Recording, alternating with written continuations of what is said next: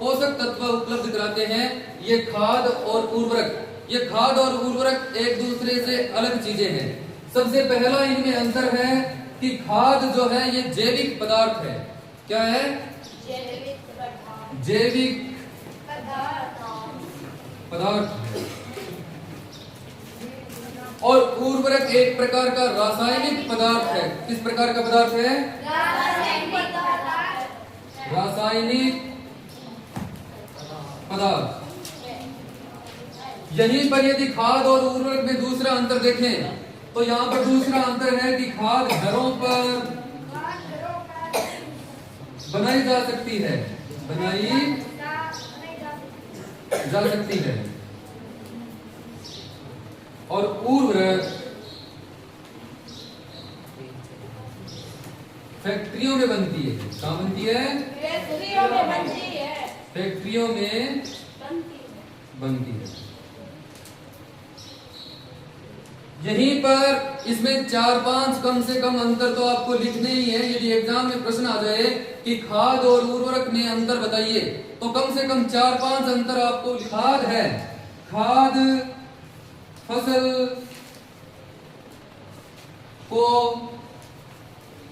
धीरे धीरे बढ़ाती है। क्या करती है? बढ़ाती है। और उर्वरक फसल को तीव्रता से बढ़ाती है। खाद से मिट्टी की, खाद से कोई लिखना चाहे साथ साथ में तो लिख सकता है। साथ साथ में यदि लिखना चाहते हो तो लिख सकते हो। खाद से मिट्टी की उर्वरक, खाद से मिट्टी की उपजाऊ क्षमता बढ़ती है। क्या होती है? बढ़ती है। उर्वरक से मिट्टी की उपजाऊ क्षमता नष्ट होती है। क्या होती है? नष्ट होती है। यदि आपके पास 2 ऑप्शन हो कि खेत में खाद डालें या उर्वरक डालें तो आपको इन दोनों में से खाद को चूज करना चाहिए। खाद को चुनना चाहिए, क्योंकि खाद हो सकता है कि जल्दी जल्दी पैदावार नहीं देती। उससे पहले वर्ष, दूसरे वर्ष, तीसरे वर्ष फसल कमजोर रहेगी, लेकिन मिट्टी की उपजाऊ क्षमता अच्छी रहेगी और वो फसल होती रहेगी बिना किसी डीएपी, यूरिया या फिर किसी उर्वरक के। और यदि उर्वरक देते रहोगे तो बिना उर्वरक के आगे कभी फसल नहीं हो पाएगी। यदि आपने 3-4 वर्षों तक लगातार खेत में उर्वरक दे दिया है तो उसके बाद में यदि आप उर्वरक देना बंद कर देते हैं तो फसल होएगी नहीं, बिल्कुल भी पादप बढ़ नहीं पाएंगे, क्योंकि मिट्टी के पोषक तत्व सारे नष्ट हो चुके हैं। मिट्टी में जितने भी छोटे जीवाणु थे, राइजोबियम जैसे, सारे के सारे उस केमिकल, उस उर्वरक से नष्ट हो चुके हैं। समझ रहे? मुख्य रूप से इस खाद और उर्वरक, इन दोनों में एक पोषक पदार्थ होता है जिसका नाम है नाइट्रोजन, जो सबसे इंपॉर्टेंट होता है। उर्वरक में तो नाइट्रोजन की मात्रा अत्यधिक होती है और ये नाइट्रोजन एक ऐसा पोषक तत्व है जो पौधों की वृद्धि में सहायक है। किसमें सहायक है? फसल के पादप इसी नाइट्रोजन को अवशोषित करके बढ़ पाते हैं। यदि फसल को एक नाइट्रोजन नहीं मिले तो ये फसल के पादप बढ़ नहीं सकते। क्या नहीं कर सकते? बढ़ नहीं सकते। 5वें अंतर में आप एग्जाम्पल्स लिख लीजिए। क्या लिखिए? एग्जाम्पल। घरों में पशुओं से प्राप्त खाद। समझ गए? दूसरा एग्जाम्पल इसमें लिख लीजिए उर्वरक में। Example urea, DAP, potash, sulphur, chloro. ये इतने अंतर होते हैं खाद और उर्वरक में। किसमें? खाद और उर्वरक में। ये सारे लिख लिए? जल्दी लिखो इसको, जल्दी लिखो। किसी में लिखना चाहो उसी में लिख लो कि खाद और उर्वरक में खाद एक जैविक पदार्थ है, उर्वरक रासायनिक पदार्थ है। खाद घरों पर बनाई जा सकती है जबकि उर्वरक फैक्ट्रियों में बनती है। आवाज नहीं करो। खाद घरों पर बनाई जा सकती है लेकिन उर्वरक फैक्ट्रियों में बनती है। खाद फसल को धीरे धीरे बढ़ाती है जबकि जो इसे बढ़ा देती है। खाद से मिट्टी की उपजाऊ क्षमता बढ़ती है जबकि उर्वरक से मिट्टी की उपजाऊ क्षमता नष्ट होती है। फिर जो है मिट्टी उपजाऊ कम रहती है, उसमें जो किसान के मित्रवत सूक्ष्म जीव होते हैं वो नष्ट हो जाते हैं इस उर्वरक से। यहाँ पर खाद के एग्जाम्पल जैसे कि घरों में पशुओं द्वारा प्राप्त खाद, यहीं पर इसके example urea, DAP, potash, sulphur और क्लोरो, इस प्रकार के उर्वरक होते हैं। और ये खाद, इन दोनों में आपसे पूछ ले कि फसल के लिए या फिर खेत में डालने के लिए बेस्ट कौन सा है, तो यहाँ पर खाद है।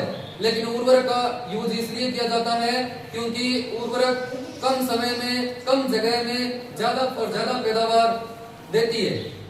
हालांकि इसके काफी सारे मिट्टी में साइड इफेक्ट हैं, बहुत सारे दुष्प्रभाव हैं उर्वरक के, लेकिन फिर भी किसान उर्वरक को प्राथमिकता देते हैं। वो इसलिए क्योंकि उर्वरक कम समय में पौधों को जल्दी जल्दी बढ़ाती है और पौधों। लिखिए सभी ने? वेरी गुड, बहुत बढ़िया। हाँ तो लिखो, जल्दी लिखो। या तो इस अर्धवार्षिक परीक्षा में या फिर वार्षिक परीक्षा में ये प्रश्न आएगा कि खाद और उर्वरक में अंतर बताइए, तो इनमें से कोई 3-4 एक अंतर इनमें से लिख देना। समझ गए? काफी सिंपल है ये। लिखो, जल्दी लिखो। मैं ऊपर से 2 लाइन मिटा रहा हूं बस। नेक्स्ट, यहीं पर हमने बात की कि खरपतवार। अगला एक और टॉपिक आता है, क्या आता है? खरपतवार। लेकिन खरपतवार से पहले खाद देने के बाद में हमने की थी सिंचाई। क्या की थी? सिंचाई। तो बच्चों, सिंचाई करने के मुख्य रूप से 2 तरीके होते हैं। एक तो सिंचाई करने का पारंपरिक तरीका और एक सिंचाई करने का आधुनिक तरीका। पारंपरिक तरीकों में जब हमारे यहाँ पर ट्यूबवेल नहीं थे, मोटर नहीं थी, बिजली नहीं थी, उस समय खेतों में सिंचाई कैसे करते थे? तो उस समय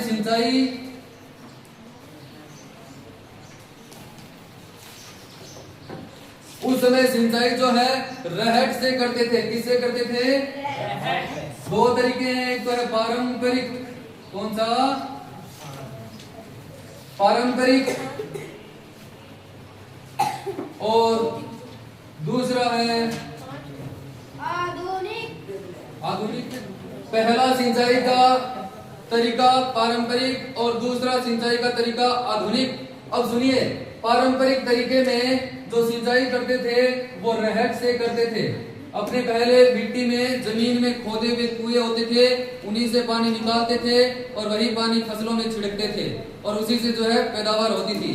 तो इसलिए रहट आपसे पूछ लिया जाए कि सिंचाई के कोई 2 पारंपरिक या फिर 3 या फिर 4 पारंपरिक तरीके बताइए, तो आपको लिखना है रहट, जिसको उत्तोलक भी बोलते हैं, रहट। फिर आप बोलेंगे क्या बोलेंगे? नलकूम। फिर क्या बोलेंगे? रहट, उत्तोलक। एक होता है उत्तोलक, क्या होता है? उत्तोलक, नलकूम। फिर यहाँ पर ढेकली और आ जाता है, क्या आ जाता है? ढेकली। एक नाम और बताओ? मोट। ये सिंचाई के 5 पारंपरिक तरीके हैं जिनसे हमारे पूर्वज खेतों में सिंचाई किया करते थे। पहला सिंचाई का पारंपरिक तरीका रहट, सिंचाई का दूसरा पारंपरिक तरीका नलकूम, सिंचाई का तीसरा पारंपरिक तरीका उत्तोलक और फिर ढेकली और मोट। इस प्रकार के पारंपरिक तरीकों से जो किसान है मिट्टी में खोदे हुए कुओं से पानी निकालकर और अलग अलग उसमें कुएं के ऊपर एक घिरनी लगी होती थी जिसके सहारे बाल्टी को खींचते थे, वहां पर सिंचाई के आधुनिक तरीकों में सिंचाई का पहला आधुनिक तरीका है ड्रिप सिस्टम। क्या नाम है? Drip system.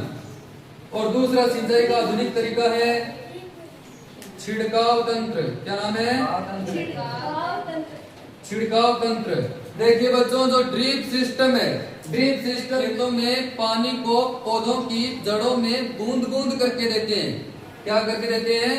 बूंद बूंद कर, बूंद बूंद पानी देना।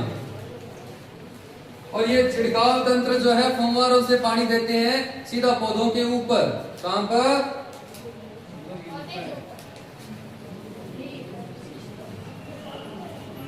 फव्वारों से पानी देना। अब आपसे पूछ ले कि सिंचाई के लिए इन दोनों में से बेस्ट तरीका कौन सा है फसल में पानी देने का? क्या बताएंगे? बूंद बूंद पानी देना। क्योंकि बूंद बूंद पानी देने से पानी वेस्ट नहीं होगा, भाप बन के उड़ेगा कम, प्लस उसका वेस्टेज कम होगा, क्योंकि बूंद बूंद पानी सीधा जड़ों में जाएगा। कहां पर जाएगा? जड़ों में जाएगा। इससे पानी की बचत होगी और पौधे को पूरा पानी भी मिल पाएगा।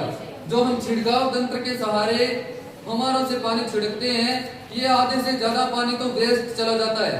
जहां पर पौधे की जड़ें आसपास ही नहीं होती है, वहां पर ये पानी काफी सारा गिर जाता है।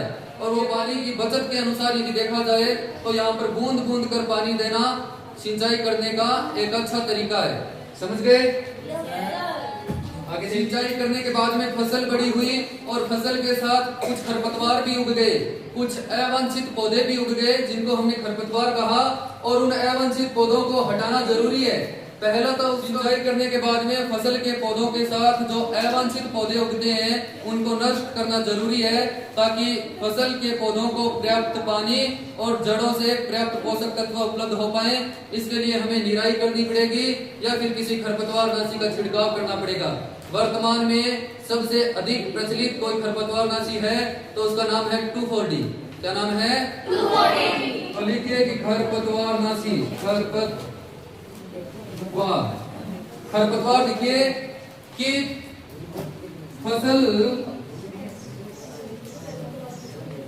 के पौधों के साथ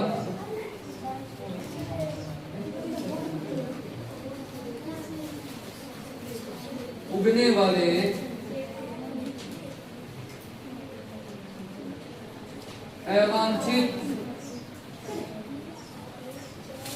अवांछित पौधों को, फसल के पौधों के साथ उगने वाले अवांछित पौधों को खरपतवार कहते हैं।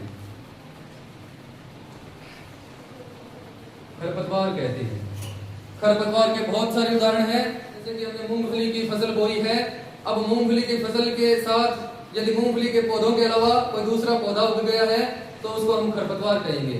क्या कहेंगे? खरपतवार, इसकी सीधी सी एक्सप्लेनेशन है, सीधी सी परिभाषा है कि फसल के साथ उगने वाले अवांछित पौधों को, अवांछित शब्द का मतलब होता है बिना इच्छा के, अवांछित शब्द का मतलब होता है बिना इच्छा के, जो हमारी इच्छा के बिना उग गया, हम नहीं चाहते थे कि वो उगे लेकिन फिर भी उग गया, तो अवांछित पौधों को खरपतवार कहते हैं। और खरपतवार हटाने की प्रक्रिया को निराई कहते हैं। और खरपतवार को हम एक खरपतवारनाशी के छिड़काव से भी हटा सकते हैं, जिस खरपतवारनाशी का नाम है, क्या नाम है?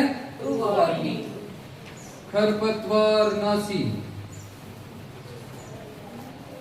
ये साथ में लिख लीजिए ताकि आपको बार बार लिखने की जरूरत नहीं पड़े। 2,4-D ये एक ऐसा खरपतवारनाशी है जो पौधों के अलावा अन्यत्र सभी पौधों को नष्ट कर देता है। इसी के बाद में हमने खरपतवार हटा दिया। अब अगली बारी है कटाई की। किसकी? खरपतवार हटाने के बाद में फसल बड़ी हो चुकी है।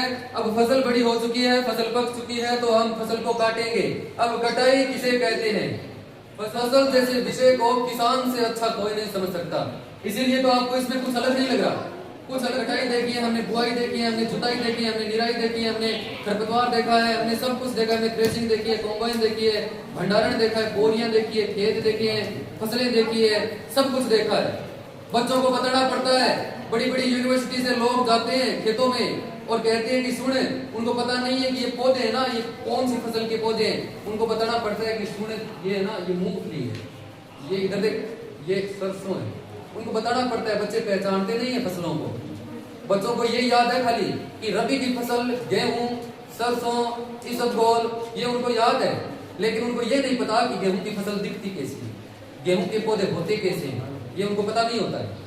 तो इसलिए कटाई हम रीपर से करते हैं, जिसको हार्वेस्टर बोलते हैं। क्या बोलते हैं? हार्वेस्टर। और हार्वेस्टर के बाद में कटाई करके हम करते हैं उसकी थ्रेसिंग।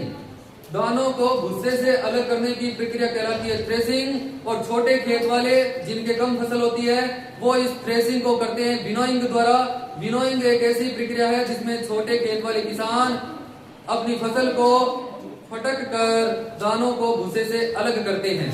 तो इसी को एक ऐसी मशीन होती है जो अकेली हार्वेस्टर और थ्रेसर दोनों का काम करती है, जिसका नाम है कॉम्बाइन मशीन। फिर हमने उसके बाद में हम उसका करते हैं भंडारण, और भंडारण करके हम उसको बेच देते हैं। क्या कर देते हैं? बेच देते हैं।